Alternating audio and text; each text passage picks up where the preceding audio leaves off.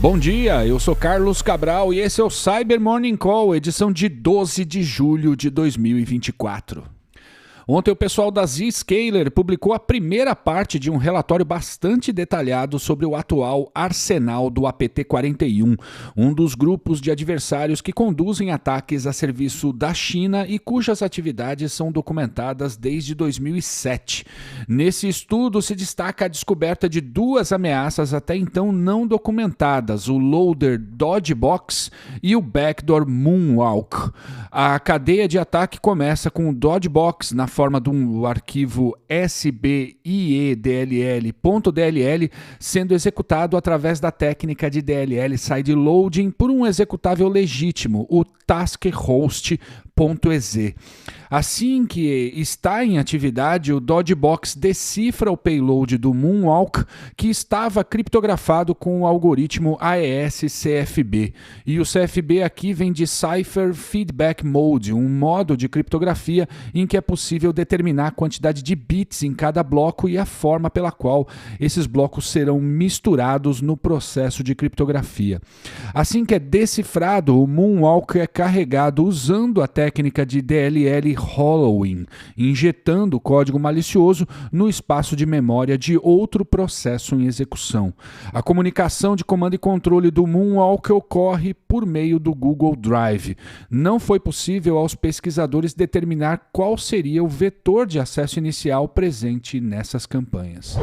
E repercutiu bastante na imprensa ontem alguns detalhes sobre uma operação da Polícia Federal chamada Upgrade, ocorrida no dia 6, em que mais de 20 pessoas foram presas por inserirem dispositivos de interceptação de dados nas redes do INSS. Os dados técnicos sobre o que estava acontecendo são muito imprecisos, de modo que o que foi divulgado é que dispositivos do tipo chupa-cabra, e essa é uma classificação bastante ampla, foram instalados em duas agências do INSS em Teresina, dando acesso a dados dos segurados, permitindo reativar benefícios que antes tinham sido cassados, o que tornou possível conduzir fraudes previdenciárias. E o pessoal da Sysdig documentou o modus operandi de um novo adversário catalogado como Crystal Ray, que despertou o interesse dos pesquisadores em fevereiro por estar usando o SSH Snake, uma ferramenta de código aberto geralmente usada por pentesters.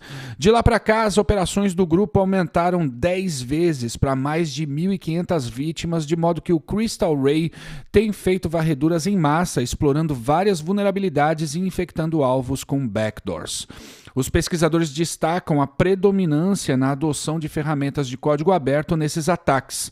Para além do já mencionado SSH Snake, feito para ser usado em atividades de pós-exploração, também foi documentado o uso do scanner ZMap, da ferramenta de reconhecimento ASN, do kit HTTP-X desenvolvido para coletar dados de servidores web, do scan de vulnerabilidades Nuclei e da ferramenta para estabelecer shell reverso Platypus.